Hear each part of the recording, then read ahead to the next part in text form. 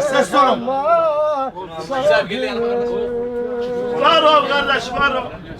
Sen git yarim, sen git vatan borcuna.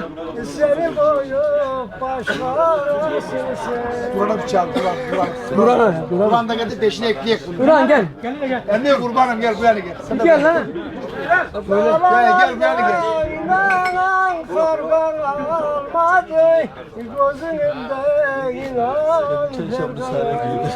Ha kurbanım sana. Sandalye aldı gel arkadaş. Sandalye aldı. Bir şey diyeceğim.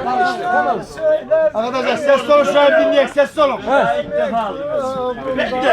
de ilk defa alıyorum bak. Arkadaş gel.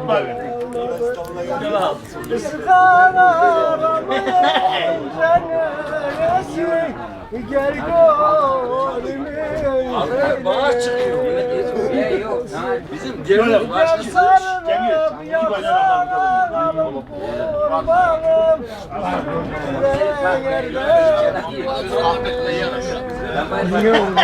Nasıl oldu?